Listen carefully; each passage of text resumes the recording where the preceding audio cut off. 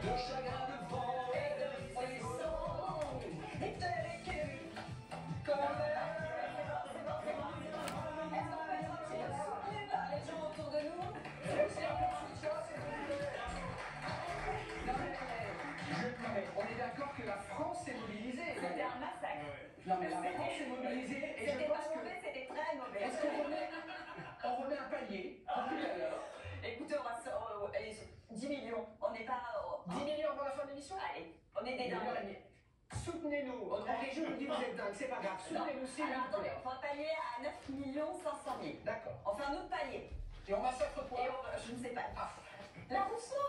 Vous voulez qu'on massacre la Rousseau? On massacre des gens morts. Parce que sinon vous aurez un procès. C'est précis. Je prends les 8 heures, c'est l'heure du journal. Il vous est présenté. On redevient sérieux par SFR. Bah du coup, il n'y a pas de musique.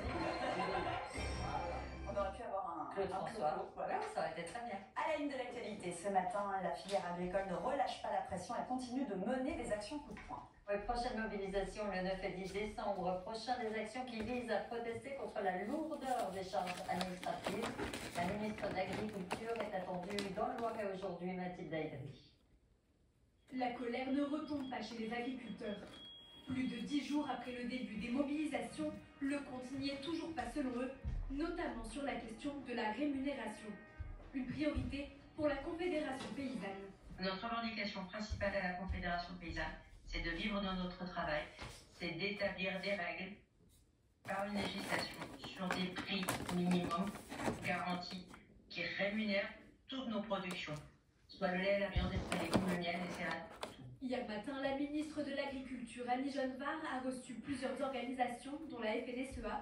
Le dialogue s'est concentré sur la simplification administrative, des mesures urgentes pour le syndicat majoritaire parmi les agriculteurs. C'est des mesures de simplification, des mesures qui permettront rapidement aux agriculteurs d'alléger cette surcharge administrative qui pèse au quotidien. La ministre de l'Agriculture se rend aujourd'hui dans le Loiret pour annoncer, dit-elle, des mesures concrètes. À l'étranger, le cri de colère à Valence, un mois après les inondations qui ont meurtri l'Espagne.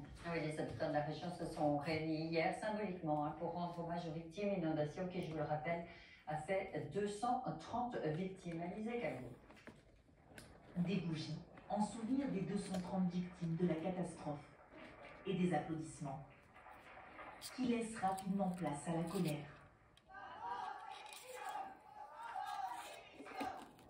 Ce son, c'est celui de l'alerte qu'ils ont reçu sur leur téléphone alors que les inondations avaient déjà commencé à détruire la ville. Il y a eu de nombreux décès qui n'auraient pas dû se produire parce qu'on savait que ça allait arriver. Depuis plusieurs semaines, ils sont nombreux à réclamer la démission de Carlos Masson, président de la région de Valence. Sa gestion de la catastrophe, jugée insuffisante. Les enfants ne vont pas à l'école, les choses vont très lentement dans le village et nous ne trouvons pas de solution. Nous sommes ici depuis un mois, nous sommes fatigués, nous devons essayer de revenir à une vraie normalité dès que possible. Une manifestation doit aussi avoir lieu ce samedi à Valence, début novembre. 130 000 personnes s'étaient déjà rassemblées. La guerre en Ukraine, à présent, Volodymyr Zelensky ouvre la porte à une perte temporaire de territoire en échange d'une protection de l'OTAN. Oui, c'est une première des concessions qui ont pour objectif de mettre fin à la guerre sur son sol depuis plus de 3 ans. C'est la première fois que le président ukrainien se dit prêt à céder une partie de son pays à la Russie. Je vous propose de l'écouter. Si nous voulons mettre fin à la phase chaude de la guerre, l'OTAN doit désormais défendre le territoire ukrainien que nous contrôlons encore. Nous devons agir vite, et ensuite, pour les territoires occupés par la Russie, l'Ukraine pourra les récupérer par voie diplomatique. 5 millions d'arbres, c'est le projet ambitieux de l'Irak pour contrer la désertification et les tempêtes de sable. Ouais, des efforts qui se multiplient donc pour contrer les ravages de la déforestation, du réchauffement climatique. Depuis plus d'un demi-siècle, la région du Kurdistan a déjà perdu la moitié de ses surfaces boisées. Arnaud Muguet. Vaste opération de reboisement dans la région de Mossoul. Ils sont médecins, ingénieurs ou militaires et participent aujourd'hui à cette campagne, planter des arbres contre la désertification. Même chose dans la deuxième ville d'Irak traversée par le fleuve Tigre. À Mossoul, les espaces verts renaissent au milieu des routes. Il est urgent de planter des mini-forêts, des grandes forêts. Les espaces verts de Mossoul ne représentent que 1% de la superficie de la ville, ce qui est relativement faible pour une province de 4 millions d'habitants. Verdir ces villes toujours plus recouvertes d'asphalte ou de béton, l'enjeu est universel. Toutes ces campagnes de reboisement contribuent à réduire la pollution, à améliorer le climat et faire descendre les températures à Mossoul. Le Kurdistan abrite 90% des forêts d'Irak, mais cette région qui a connu des guerres et des crises est aujourd'hui frappée par l'avancée du désert et le réchauffement climatique. Si vous n'êtes pas du genre bavard, le Japon est peut-être une option pour vous. Ce serait en résumé silence, on coupe. C'est le concept de la chaise silencieuse, devenue la nouvelle formule des salons de coiffure. Ils sont de plus en plus nombreux à proposer à leurs clients un service sans bavardage, moins de blabla, une option à la carte. Bah, c'est vrai que pour vous, ce serait difficile de pas parler. Ça y est, c'est fait. On va rejoindre Chloé Bourgnon pour nous expliquer.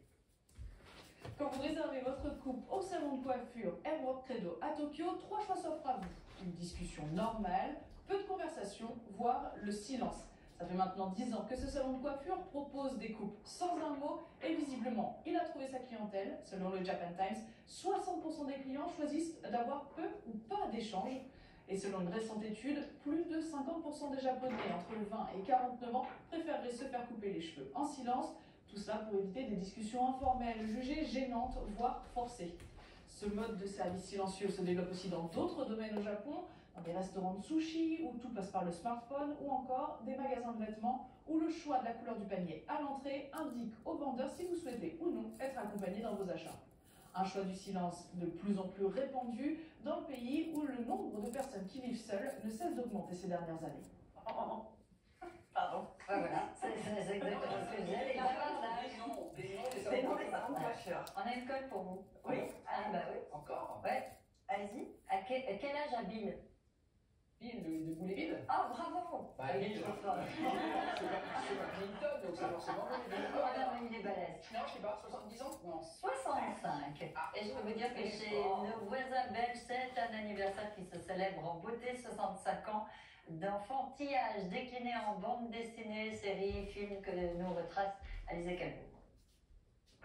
Une rétrospective pour célébrer les 65 ans d'amitié entre un petit garçon et son chien. Une centaine de planches originales sont exposées pour la première fois dans cette galerie bruxelloise. Du coup, le public et même les connaisseurs découvrent le travail de, cette fois-ci de Bouléville, chose qu'ils n'avaient jamais pu découvrir avant. Les premières histoires de Boule et son cocker Bill ont conquis les lecteurs du magazine Spirou dès les années 60. Son père Jean Robin dessinera par la suite une vingtaine d'albums. J'adore dessiner le poisson rouge aussi, mais pour le balade en laisse, c'est un peu plus difficile. Sa mort en 2006 ne signe pas la fin des aventures des deux amis. Le 45e tome est paru fin octobre. L'attachement que les lecteurs ont au personnage et au graphisme de Robin, qui est un graphisme très très séduisant, permet de garder à une popularité à cette série, oui. Les deux héros ne sont pas les seuls à fêter leurs 65 ans. 2024, c'est aussi l'année anniversaire d'Astérix et Obélix, nos célèbres Gaulois. Et donc, qui est Boule, qui est Bill? Bill, c'est le cocker. Voilà, exactement. On reste en Belgique pour terminer cette journée. Noël, ça y est, Noël est à Bruxelles. Eh oui, le Noël est à Bruxelles et vous allez voir que la place de Bruxelles est haute en couleurs. Hier, il y avait beaucoup de monde sur place. Mais on ne va pas voir les images, on les verra tout à l'heure, peut-être à 8h30. Ah oui, mais je voulais vous faire vivre à Donc, si vous voulez Noël. voir les images 36-37, donc, franchement, on fait tout ce qu'on peut là. Franchement, et là, le compteur monte, c'est bien. On vous remercie de votre générosité, mais c'est pas assez. Mais non, allez, on continue. On n'est pas loin. 14 205 €. Défi à 9,5 millions. À 9,5 millions, exactement. Vous devriez danser avant quand même. Non, Non, à 9,5 faut millions. faire monter. On arrête de chanter pour vous épargner les oreilles. C'est pas dommage. Voilà. Alors, madame, Laurie, le sport avec vous. Ah oui, restez, Restez, c'était une bonne ambiance, hein? oui, c'est bien. Laurie, ce matin, vous nous le Téléthon, c'est exceptionnel. L'émission du Téléthon, c'est une fois par an, donc elle ne peut pas ressembler à toutes les autres. On est d'accord. Ce matin, vous présentez une fratrie assez exceptionnelle, Maurice. Oui, effectivement, et ça ne nous a pas échappé l'histoire de fratrie dans le sport. Ça ne manque pas. C'est parti pour le quiz le plus facile du monde. Si vous remportez tout, tout le monde sera obligé de donner de l'argent pour le Téléthon. Quiz. Allez, on est parti. Les fratries du sport les plus récentes. Hein. C'est facile. C'est le plus. Allez, go. Allez, on y va. Ça va bien. Les frères Lebrun, ouais, c'est gagné. Alexis, Félix, tennis de table. On dit. Au jeu de Paris, au jeu de. Non, on a le droit de dire. On peut dire le ping, même c'est assez chic quand on est. Autre fratrie qui était au jeu de Paris également. On va attendre qu'on les gens puissent jouer chez eux quand même. Allez, mettez la photo. Bien sûr. Oui, bon, je crois que ils ont.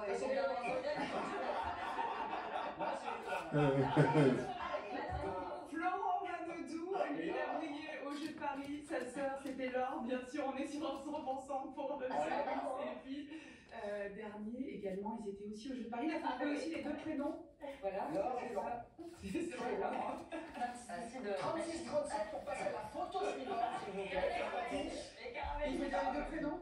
Lucas et Nicolas. Bravo, Lucas c'est avec bon, un K. vous êtes tous obligés de donner parce que vous avez gagné ce quiz et c'est justement, je vous le disais, une fratrie du handball qu'on va vous présenter ce matin. Elles sont assez exceptionnelles. Pourquoi? Ce sont deux sœurs. Elles sont jumelles et ce sont les filles d'une ancienne championne. Elles s'appellent Enola et Lilou, fille de Myriam Borg, championne du monde 2003. 165 matchs en bleu et Bruno Andoc est allé leur rendre visite cette semaine à l'entraînement du côté de Mérignac. Regardez. Le hand pour nous c'est du plaisir plutôt, et après maintenant c'est un peu notre métier quoi. Puis le hand aussi pour nous c'est une affaire de famille, on a eu la maman qui a joué au hand, le père qui est aussi dans le hand, même si on a essayé d'autres sports, mais c'est vrai que c'est resté un truc de famille quoi. D'être la fille d'une championne du monde, ça peut toujours mettre une pression, on se dit les gens ils veulent qu'on fasse pareil, les gens ils veulent nous voir sur le même chemin qu'elle. Au début moi je voulais pas trop faire de haut niveau, parce que pour moi je voulais juste m'amuser avec mes copines quoi. Et les gens ils disaient non mais tu vas faire des grandes choses comme ta mère et tout, et moi j'étais pas trop dans ce truc là.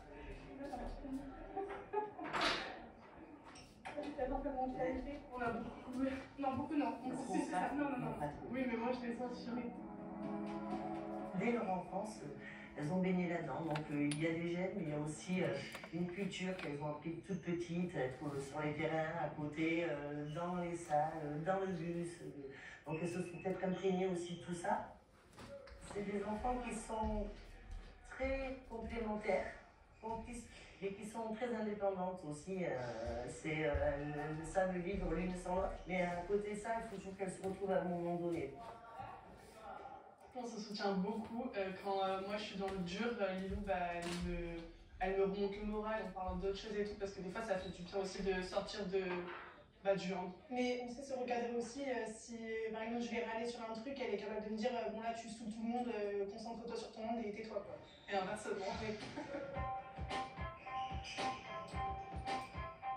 Si t'avais un rêve, ça serait olympique ou mondial? Les deux. Comme ça tu ferais mieux que ta mère. Ouais voilà. Ouais.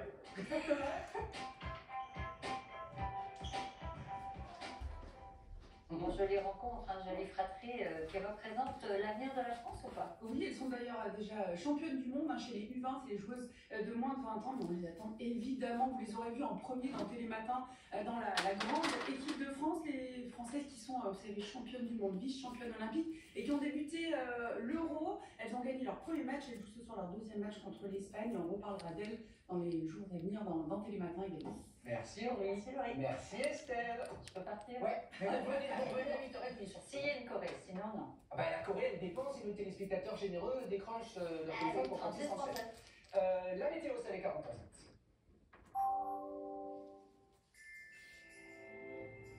Pour les fêtes de fin d'année, la magie s'empare de la Moselle et vous émerveille. Retrouvez la météo avec la Moselle. Retrouvez la météo avec l'assurance vie de la Banque Postale, une solution d'épargne accessible à tous pour permettre à chacun de mieux préparer demain. La Banque Postale, citoyenne. Avant, du côté de la météo, en gros, c'est deux salles, deux ambiances. Un peu comme hier, au niveau des températures, regardez le contraste. Hier, à Colmar, en milieu d'après-midi, on ne dépassait pas les 2 degrés, 25 degrés dans le sud-ouest, notamment à Londres, Sainte-Marie. C'est incroyable. Et encore, regardez, aujourd'hui, c'est le même scénario, avec pas plus de 1 degré à Strasbourg, alors qu'il fera 21 degrés à Biarritz, 15 à sous les Vous nuages. avez vu, Maya, par Bordeaux. nos terres d'adoption, on est né, pardon. Regardez, on a grand écart. Moi j'ai 1, vous avez 21. C'est beau, hein. Et Adrien est au milieu, alors peut-être. Il est où, Adrien? Il a le plus de Adrien, 13. Comme votre écart. Est-ce que la France a entendu les gars? Frimez avec l'âge, ça vous arrivera un jour. Et au niveau du ciel, pour ce matin, des brouillards givrants sur l'est et sur le flanc ouest, pas mal de nébulosité, un peu de grisaille, ça aura du mal à se lever sur la Bretagne, la Normandie, quelques nuages sur l'île de France et puis partout ailleurs. Un franc soleil pour cette journée de Téléthon. Allez-y, donnez et participez à toutes ces activités à votre bon cœur. Plus de 2000 sur le territoire. Merci beaucoup.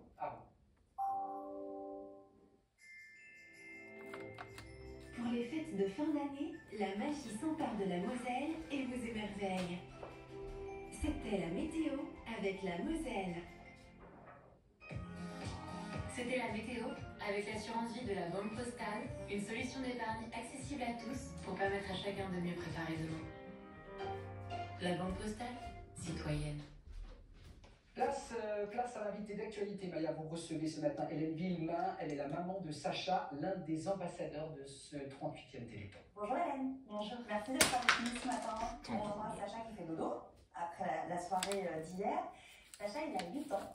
Il est atteint de la myopathie de Duchenne. On en a parlé tout à l'heure avec le directeur scientifique de l'AFM, Serge Braun. Dans quelles circonstances avez-vous appris l'existence de sa maladie et quel âge avait Sacha à l'époque?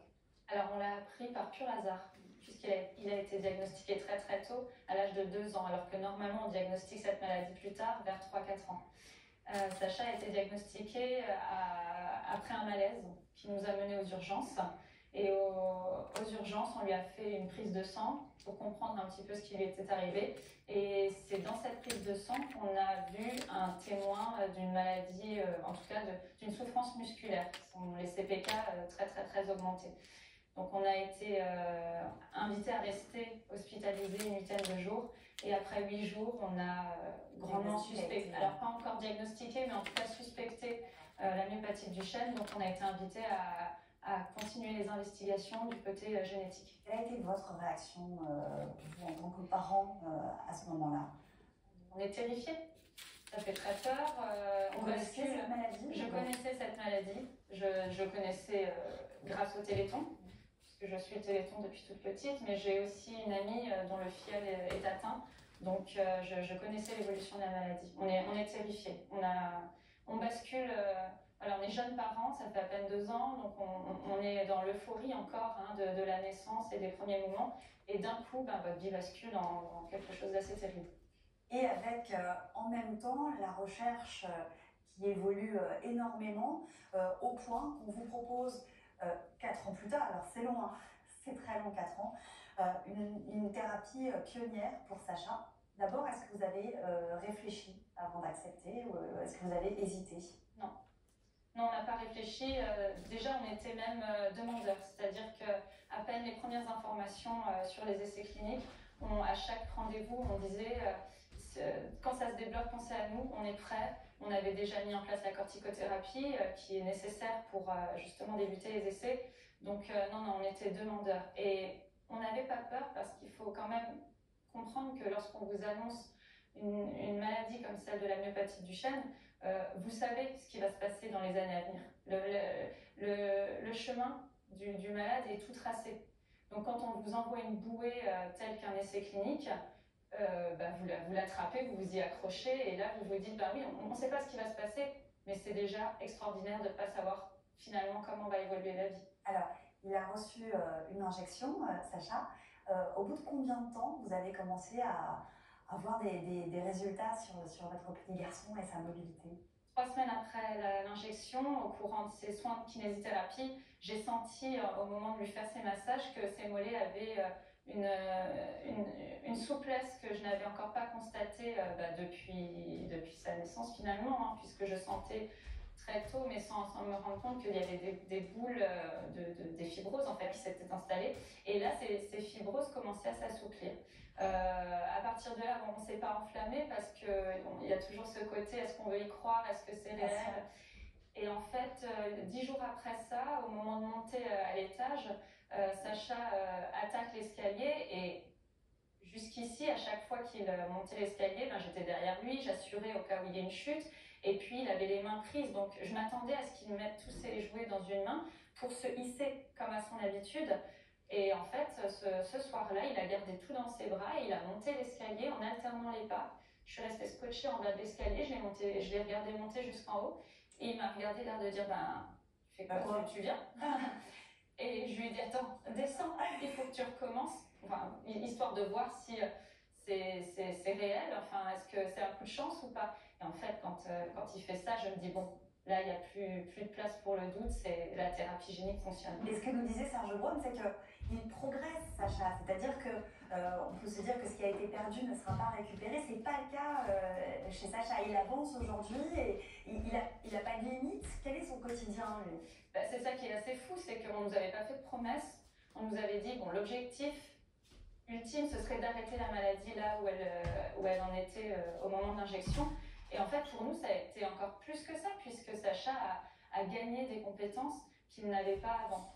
Et en fait, aujourd'hui, on peut dire que Sacha n'a pas de limite particulière. Alors, il est un petit peu limité par sa taille, parce qu'il faut savoir qu'il suit une corticothérapie et qu'elle lui a bloqué la croissance. Donc, on va dire que par rapport à un enfant de son âge, c'est sa taille qui le limite. Mais c'est plus ses muscles. À l'heure actuelle, ce ne sont plus ses muscles. Voilà, ça fait 2 ans, on peut dire qu'on a gagné du terrain sur la maladie. Vous êtes maman, vous êtes aidante, parce que c'est vous qui assurez notamment les soins de kinésithérapie de Sacha. Est-ce que vous autorisez à souffler un peu, ou est-ce qu'il y a une hypervigilance ou une inquiétude qui... Non, pour le moment, on ne souffle pas. Ouais. On est encore dans cette incertitude. Donc, disons qu'on apprécie la vie, on apprécie ce cadeau de la recherche. C'est vrai qu'on a certainement une faculté maintenant d'apprécier les petites choses beaucoup plus que les autres personnes qui n'ont pas conscience de leur chance d'être en bonne santé. Mais non, on ne relâche pas la pression. Je continue les soins de kiné tous les jours. Sacha dort avec ses attelles toutes les nuits. Sur le plan médical, rien n'a changé d'avant la thérapie génique. C'est sur son confort de vie, clairement, tout a changé. Mais je pense qu'il va falloir se laisser encore un petit peu de temps, un petit peu de recul. Et tant qu'un médecin ne m'aura pas dit ça y est, c'est gagné, je ne soufflerai pas. Merci Hélène. Merci à vous. C'est bien pour Sacha et Alban, sa petite sœur qui a 4 ans, et votre époux qui est en coulisses et qui vous accompagne. Merci d'avoir été avec nous. Merci. Si Sacha peut jouer, si Sacha peut monter les escaliers, c'est grâce au Téléthon. Décrochez votre téléphone s'il vous plaît. Vous avez compris que c'est du concret. Les enfants attendent. On compte sur votre générosité. 36-37, il y a un défi, on l'a dit, on répète Maya. Le défi à 9,5 millions. Il se passera quelque chose, on ne sait pas quoi. Voilà, un truc ici sur la petite scène de télé matin. Une chorégraphie. C'est un peu mieux que le défi précédent qui était La France réclame la trompette. Vous faites très bien la trompette. Donc à 9,5 millions, il y aura la trompette, on vous le promet. Bintili, place à la musique. Ce matin, vous nous parlez du grand retour d'un rappeur transgénérationnel, c'est MC Solar. Exactement, à 55 ans, Claude Mbarali fait toujours danser son public d'Amiens, notamment sur ce genre de chansons. Petite ambiance de boîte de nuit ce matin, ça c'est une nouvelle chanson. MC Solar qui est donc en tournée dans toute la France jusqu'au printemps. Je l'ai vu que l'été dernier, exactement. Allez le voir, MC Solar, vous avez raison Maya. MC Solar, 5 millions d'albums vendus, 5 victoires de la musique. Sur scène, il nous fait donc ses tubes, Bouche de la, Caroline, Solar Pleure, mais aussi les nouvelles chansons. On a le 3e volet d'un triptyque qui sort vendredi prochain. Donc on avait eu Lueur Céleste au printemps, Éclat Cosmique pour l'été, et là ce sera Balade Astrale pour cet hiver. MC Solar qui nous parle des conflits internationaux, de l'intelligence artificielle ou encore de James Brown. Il s'entourait de la nouvelle génération pour ce projet. On a les rappeurs Benjamin Epps ou encore Joker. Je l'ai rencontré MC Solar à la salle Playel. Il était un petit peu stressé, c'était la première avant 4 dates. Regardez, on y va.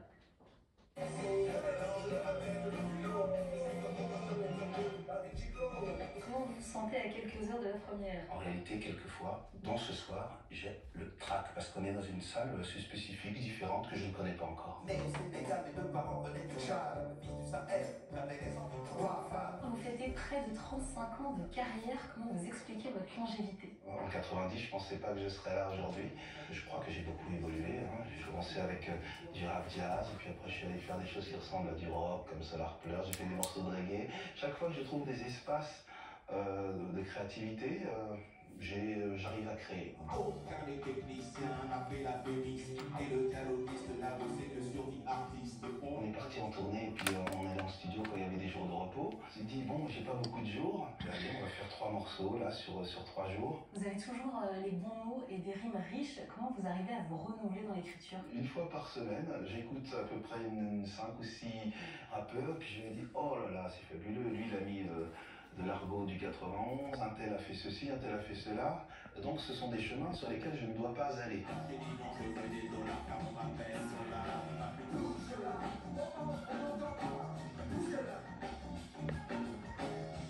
Vous êtes beaucoup sur scène, qu'est-ce que vous aimez le plus dans les concerts? C'est qu'il y a plusieurs générations, la génération Darin Chiclo, la génération Solar Pleurs, voilà, la génération Nouveau Western. C'est génial. Caroline était une amie, superbe fille, je reprends ma mère, amour de cornet, vanille, à sa fille, de fraise, de framboise, de midi, je suis là, c'est très typique de mon cœur.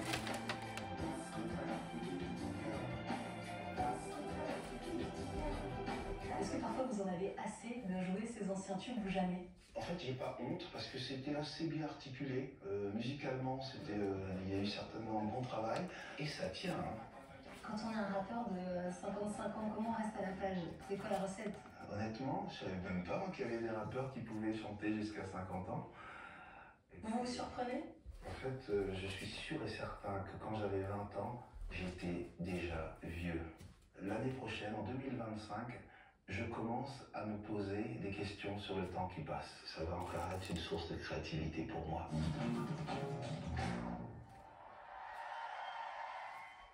Voilà, allez voir MC Solar sur scène. Ophélie, notre productrice, l'a vu dimanche, elle a adoré, elle a bien raison. Il revient à l'Olympia pour 4 dates dans quelques jours, il reste quelques places, grande tournée Bordeaux, Lyon, Montpellier, Brest et le nouvel album Balade Astrale vendredi prochain. Merci beaucoup. Merci Céline. Petite pause. Et 36-37 surtout, il y a un défi à 9,5 millions, surtout. Donc on compte sur vous, à tout de suite, on revient.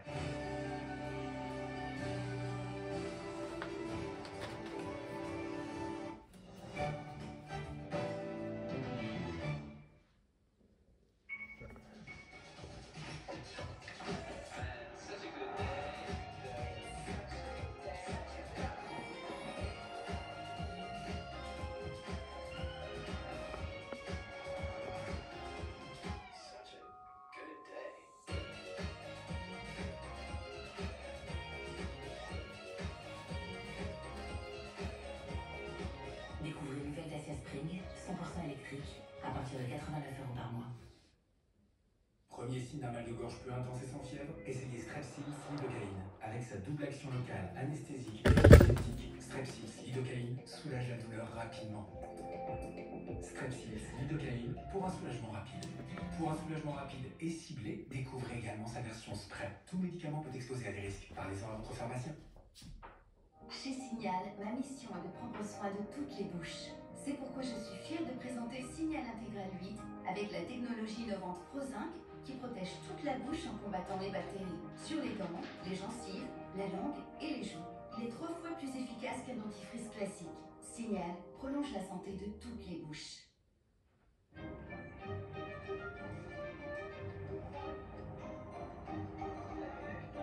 Chez CNP Assurance, nous savons que vos vies ne rentrent plus dans des cases, mais nous sommes toujours là pour les protéger. CNP Assurance, assurons un monde plus ouvert. Premier signe d'un mal de gorge peu intense et sans fièvre, essayez Strepsils. Sa formule antiseptique agit localement contre certains virus responsables des maux de gorge et apaise l'irritation. Strepsils dès les premiers symptômes. Tout médicament peut exposer à des risques. Parlez-en à votre pharmacien. Frotter et rincer vous gâche la soirée?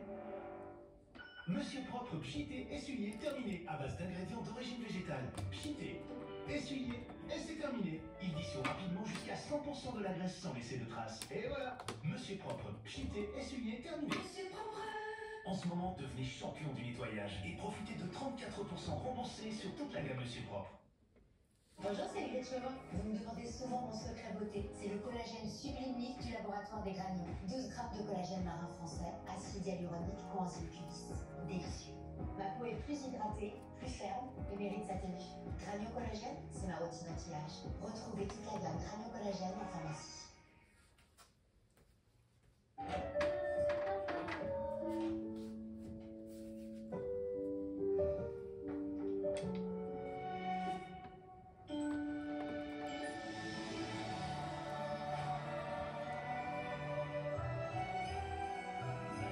Papillon Trévillon, réveillons l'esprit de Noël.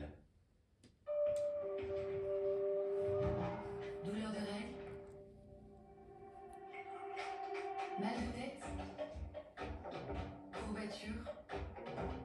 Pour un soulagement efficace, Nurofen Flash 200. Il contient de la lysine pour une absorption rapide. Ce médicament ne doit pas être utilisé pendant la grossesse. Et en plus, savez-vous que pour soulager vos douleurs efficacement, il est conseillé de prendre la plus petite dose et de stopper le traitement dès que vous vous sentez mieux? Nurofen Flash 200, le bon dosage pour une bonne efficacité. Demandez conseil à votre pharmacien.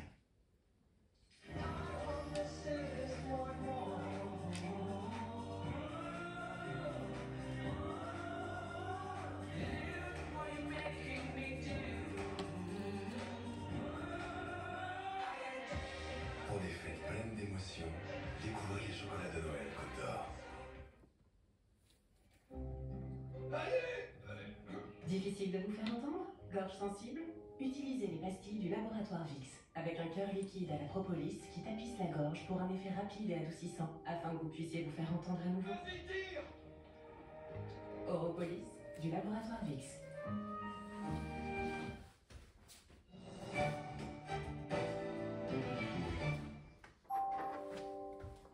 Télématin avec Rituals et ses coffrets cadeaux bien-être.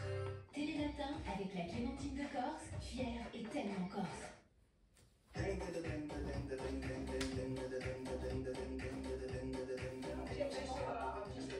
un télématin qui ressemble à aucun autre. Les jingles changent, c'est un spécial Téléthon. Bonjour Sylvie, bonjour Mélanie. On vous retrouve dans quelques instants. Sachez que le parrain du Téléthon, Mika, dans quelques minutes sera sur ce plateau. On est ravis. Mika va nous rejoindre. Et puis regardez, Maya, en duplex dans quelques minutes. Louise et Claude, aux côtés, je crois, de Jean-Philippe Janssen, va faire un petit déjeuner au Maroilles dans les Hauts-de-France. C'est pas commun ça, un déjeuner au Maroilles. Bah oui, à tout de suite, à tout de suite les amis. Il fait pas chaud manifestement, mais il fait chaud dans les cœurs. Exactement. Pour l'instant, il est 8h30, c'est le journal. Estelle Collin. Et bonjour Estelle. Alors que la dette est sous pression sur les marchés, l'agence de notation Standard & Poor's, j'ai toujours du mal à le passer. Elle maintient la note de la France. Je ne le mettrai pas la prochaine fois. Un petit peu de soulagement pour le gouvernement dans un contexte politique et budgétaire, vous le savez, très instable pour le ministre des Finances. Cette décision témoigne du crédit accordé à l'exécutif. Un contexte donc instable, toujours la menace de censure qui plane sur le Premier ministre Michel Barnier. Et déjà tout à l'heure, on a parlé avec Anne Brossard tout à l'heure, le porte-parole du Parti communiste appelle à tourner la page du gouvernement actuel. Écoutez. Ce qu'il faut, c'est un gouvernement qui tourne la page de ses politiques. Évidemment qu'il faut tenir compte du fait que nous n'avons pas la majorité absolue à l'Assemblée nationale, mais il faut des mesures d'urgence qui montrent qu'on tourne la page. C'est l'abrogation de la réforme des retraites voulue par 80% des Français, l'augmentation du SMIC et des salaires, le retour du service public, l'école, l'hôpital qui sont aujourd'hui sacrifiés. Un certain nombre de mesures fondamentales qui montrent aux Français qu'on a entendu le message des dernières législatives. Dans l'actualité également, la chasse aux passoires thermiques, une politique difficile à tenir dans certaines régions. Absolument, et notamment en Occitanie qui est bien loin de tenir ses objectifs en termes de rénovation énergétique. En 2 ans, seuls 1000 projets de travaux ont bénéficié d'un accompagnement. Explication de Sophie Ponter.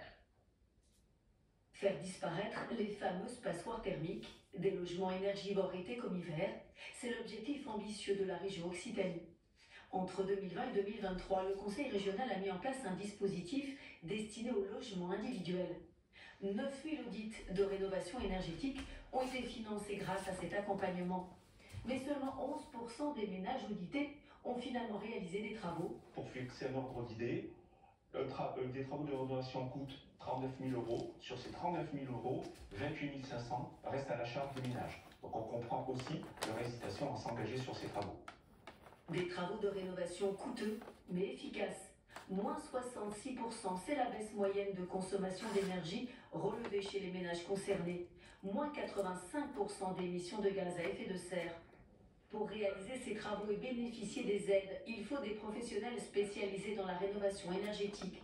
Et il en manque en Occitanie. Seulement 6 000 entreprises possèdent le fameux label RGE, reconnu garant de l'environnement.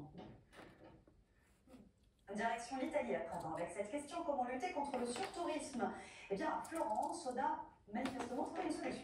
Ouais, c'est terminé. Les boîtes à clés fixées à l'entrée des immeubles de location de courte durée, le nombre de meublés touristiques a bondi en quelques mois au détriment des habitants. Sur place, la correspondance est signée Raphaël Chapira. La mesure a été prise par la mairie quelques jours après que des activistes ont décidé de scotcher ces boîtes à clés du centre-ville de Florence avec de gros rubans rouges. Principalement utilisées par les plateformes, à Florence comme dans de nombreuses villes italiennes, ces boîtes sont devenues le symbole des dégâts causés par le surtourisme. Ces dernières années, le centre historique de la capitale toscane s'est vidé de ses habitants. Cette mesure s'inscrit donc dans un plan d'action baptisé Tourisme soutenable et ville vivable, qui interdit également l'utilisation des voiturettes de golf dans le centre ou la mise sur le marché de nouveaux appartements dédiés aux locations de courte durée. La ville tente aussi d'empêcher l'ouverture de nouveaux restaurants pour préserver l'artisanat historique. Avec ces mesures, Florence, comme Venise l'an dernier avec son ticket d'entrée à 5 €, tente de trouver des solutions pour lutter contre le tourisme de masse qui a littéralement explosé depuis la fin des mesures liées au Covid. On vient en France, l'automne marque la saison de la récolte des olives. Oui, des olives qui sont moins nombreuses après une année plutôt exceptionnelle l'an dernier. Moins bonne en quantité, mais pas en qualité. Une récolte qui fait de nombreuses adeptes chez les particuliers. Regardez ce reportage signé Véronique Bouvier dans les Alpes de Haute-Provence. À 600 mètres d'altitude, sur cette parcelle de 87 hectares, les cueilleurs d'olives sont tous des habitants du coin. Des novices, agriculteurs en herbe, le temps d'une journée. L'intérêt, c'est pour avoir notre huile, justement. Et le plaisir de ramasser dans les vergers, c'est le plaisir de ramasser les olives. Les fruits récoltés arrivent à ce moulin pour une pression à façon. On prend toutes les olives en commun, on fait l'huile. À la fin de la saison, on voit le rendement qu'elles ont donné, c'est-à-dire la quantité d'huile qu'il y avait dans toutes ces olives. Et à compter de la mi-février, vous avez toute l'année jusqu'en octobre pour venir récupérer votre huile. Et bonne nouvelle, malgré une météo capricieuse, des quantités variables selon les parcelles, Les olives sont quand même belles. Après, il y en a qui sont piquées, mais bon, ça c'est la règle. Donc voilà. Surtout, on dit aux clients de ramasser les olives sur l'arbre, de ne pas ramasser les olives qui sont tombées par terre. L'olive reste quand même un fruit, et un fruit pourri, ça peut pourrir tout le reste. ici, le litre sera vendu aux alentours des 20 €, un prix raisonnable pour cette huile d'olive de terroir, récoltée à 90% par des particuliers. On termine avec la météo? Oui, pour vous dire que c'est beau pour les animations du Téléthon. Mais bien sûr, regardez, c'est juste un tout petit peu couvert ce matin, mais c'est un temps plutôt calme dans le courant de l'après-midi. Ça reste gris sur le quart nord-ouest en Ile-de-France, mais du soleil un peu partout ailleurs. Et puis, c'est les températures qui sont importantes. Ça va monter 13 degrés sous la grisaille à Brest, 10 à Nantes, et il faudra quand même 21 degrés dans le sud-ouest. À Bayonne.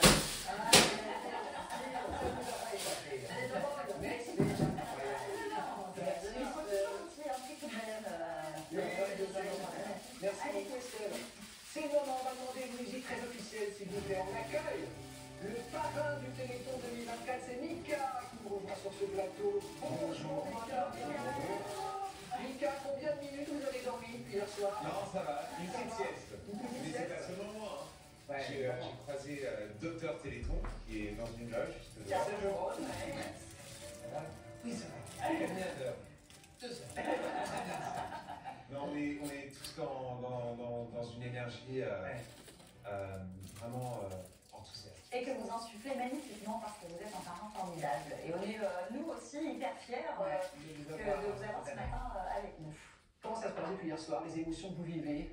J'en ai beaucoup et surtout, les choses qui me frappent le plus, sont les choses qui sont complètement pas du tout prévues. On va dire quand hier, parce que vous savez très bien que dans les émissions, tout est calé à la minute, à la seconde, vous avez 100 000 feuilles, là, 100 000 instructions, et il y a des gens qui vous parlent, et ça va, c'est bien, on a besoin de ça. Mais quand il y a quelque chose qui vient et qui bascule tout, et on rentre dans un moment, et Paul, par exemple, ce petit hier, il est arrivé. Pour un petit câlin, il est venu vous voir. Ah non, il a pris un micro, carrément.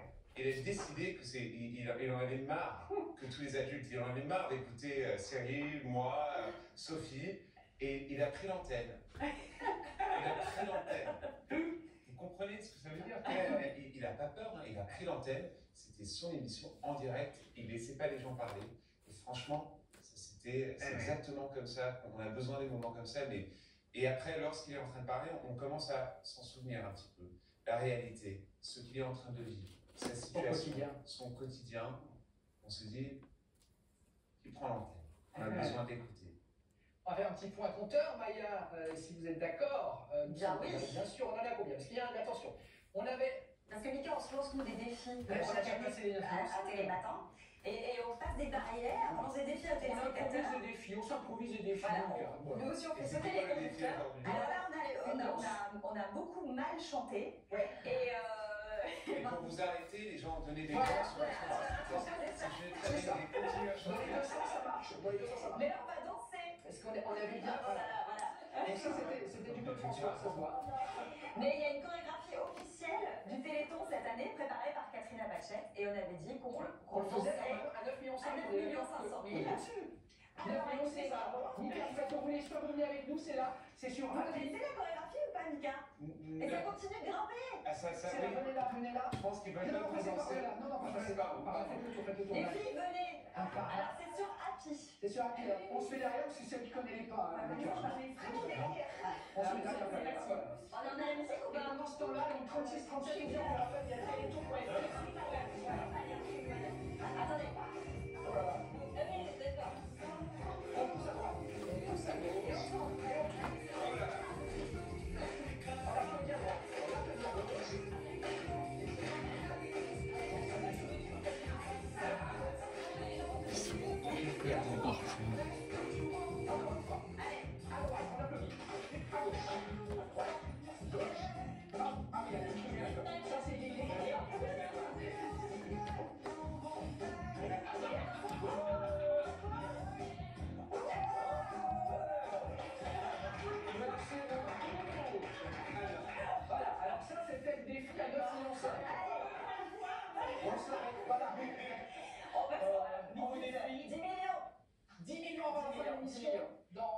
On fait quoi comme défi, Mika? On réfléchit à un petit défi à 10 millions? Je pense, oui. Alors, ça doit être quelque chose de bien. Bah oui, pour une fois. On chante Happy Ending. Ouais, la grande note.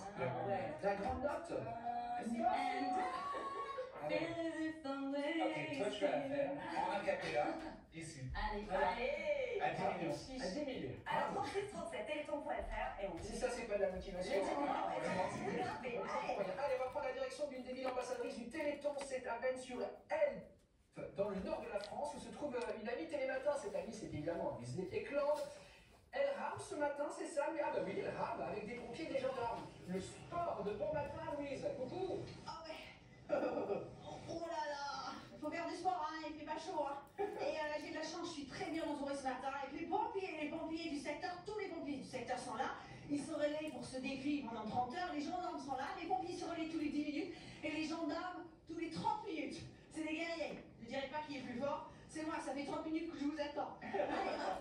Il y a d'autres personnes que je vais vous montrer parce qu'il y a plein de défis toute la journée. Et regardez, c'est les postiers qui sont là. Les postiers, bonjour, salut tout le monde. Et puis un invité mystère aussi. C'est Jean-Philippe Janssen, c'est un enfant du coin, on est ravis de le voir. Juste un mot sur les postiers avant que je te parle. Surtout les postiers sont engagés depuis 37 ans maintenant auprès du Téléthon, auprès de la FN. Donc on est ravis, ils voulaient montrer leur soutien ce matin. Avec Jean-Philippe. Donc, on avance un peu parce que je sais qu'il y a des choses qui sont prévues pour nous. Dis-nous, parce que tu es un enfant du coin, tu connais tout le monde. Oui, enfin moi j'ai fait toute ma scolarité ici à Vennes-sur-Helpe. Regarde-moi cette jolie ville, ces briques rouges du Nord. Et la convivialité ici, elle passe aussi par la bouffe. Alors si tu veux, je t'emmène faire un petit déjeuner typique du Nord. Ça te dit? À Vennes-sur-Helpe. Et on prend quoi dans le Nord au petit-déj? Je pense qu'on peut y aller. Du fromage. Ouais, alors écoute, on va aller voir. Regarde. Alors, tout est préparé ici. Il y a Jean-Bernard, le chef, qui nous attend. Ça va? Bonjour Jean-Philippe. Bonjour. Moi, c'est Louise. T'inquiète pas. Il connaît tout le monde, mais non. Qu'est-ce qu'on appelle un assortiment de moi? La tête aux sucre, ça te tugnole. Là, t'as du maroilles affiné, non affiné. T'as une ribode. Tu vois, tu peux tout goûter. Regarde, ça c'est du rôti au maroilles, c'est chaud. Voilà, ça va le casser. Ah non, c'est typique, ma chérie. Vas-y. Goûte-moi tout ça, je peux pas. Ça a l'air bon de bon matin, comme ça, vous croyez? Ah oui. Bon, je vais goûter quand même, parce que tartine au maroilles, ça m'est jamais arrivé le matin. Alors, Sébastien Thomas a sauté dans une piscine à 1000 degrés hier soir, et moi, je vais manger une tartine à maroilles. Je sais ce qui est plus dur. Alors, bienvenue chez les ch'tis. Ça, c'est vraiment... Alors là c'est du fromage, voilà. C'est du fromage. À l'origine, c'est du fromage blanc qui a été affiné. Voilà. Après, là, Oh, les gaufres aussi. Alors, on n'a pas beaucoup de temps, mais je vous montre tout. Tarte au sucre, tarte au sucre, tarte au sucre, la sucre. Goûter. Oh. C'est... Alors, attends. Ah, j'adore ça. Ah oui, c'est génial. Vous avez ça marche pour les papilles, mais c'est pas avec ça que tu vas draguer, je pense pas. Non, mais je vous en garde, d'accord? Je vous en garde. Oui, on continue ici. Le maroilles. Salut les amis. Une tartine au maroilles, salut. Une tartine au maroilles pour Michel. Salut Louise. Alors. Juste que tout le monde en mange sur le plateau. Ouais, c'est ça. Comme ça, tout le monde est à égalité. D'accord. Merci, mais on vous revoit plus tard. Est-ce que vous avez fait des défis complètement incroyables ou pas? Où vous avez été préservé d'épreuves insolites comme ça depuis le début? Pour l'instant, mais juste, je sais pas pourquoi, mais je dois danser pas mal. Je danse très mal. Non, c'est pas vrai. Non. Tout à l'heure, je vous garantis, tu dansais super bien. Non, je bouge avec de l'émotion, mais je danse très mal. C'est joli vendu. C'est joli vendu. On va... Mais oui, Mélanie, c'est à vous. On va se plonger dans l'atmosphère des fêtes de fin d'année et on va partir en Alsace pour les traditions de Noël. Exactement. Est-ce que vous connaissez Célestat? Célestat, c'est une petite ville et c'est là où est née la tradition du sapin de Noël. Savez-vous pourquoi on met d'abord un sapin dans nos maisons à Noël? Non. Parce que le sapin... Le sapin, c'est le symbole du renouveau, de la vie, de l'espoir. Donc on fait rentrer la vie, l'espoir, le renouveau dans nos maisons durant Noël. C'était une tradition païenne et puis c'est devenu une tradition religieuse par la suite. C'est pas trop la folie en ce moment en Alsace parce qu'on sait que les marchés de Noël là-bas attirent les gens et pour de bonnes raisons parce que c'est sublime. Et bien sûr c'est sublime, mais justement, moi vous me connaissez, je déteste le tourisme de masse. Donc à Célestat, si vous avez un marché de Noël à faire en Alsace, faites-le à Célestat, vous êtes... Mais il y a beaucoup de monde. Il a raison, Mika, et moi je vote aussi pour Aubernais, pardon, mais voilà. Mais sortez-vous. Strasbourg aussi, c'est sûr.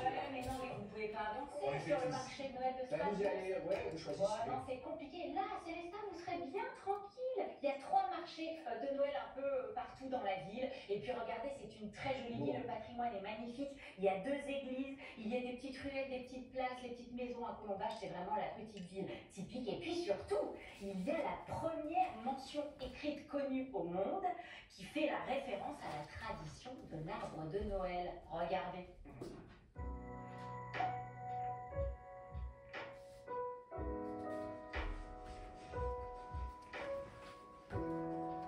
Alors Philippe, on commence notre journée par cette belle balade matinale. Où est-ce qu'on se trouve ici? Ici, on se trouve dans la forêt de Célestat, qui est au pied du château de Königsbourg, un monument du XIIe siècle, et donc non loin de Célestat. C'est ici, au Moyen-Âge, que les gens de la région venaient couper les sapins. Exactement. Qu'est-ce qui s'est passé en 1521? Le bourgmestre, le maire de l'époque, Mélanie, avait constaté que les gens allaient couper à la sauvageonne les sapins, donc sans autorisation.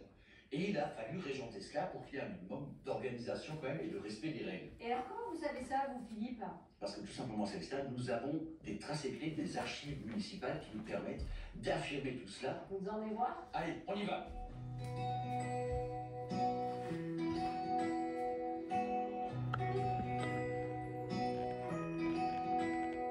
Alors Philippe, c'est ici, au sein de la bibliothèque humaniste de Célestat, que vous gardez précieusement les premiers écrits de la toute première mention de la tradition du sapin de Noël. Exactement, Mélanie. Et ça, c'est finalement un instant magique, puisqu'on est devant un registre de compte de la ville original qui date de l'année 1521. Donc plus de 5 siècles d'histoire devant nous.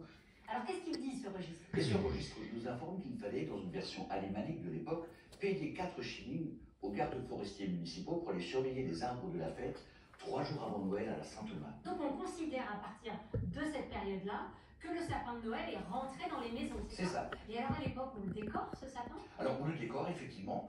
Au départ, il n'y avait pas les créations qu'on a aujourd'hui, donc on y mettait ce que la nature nous offrait.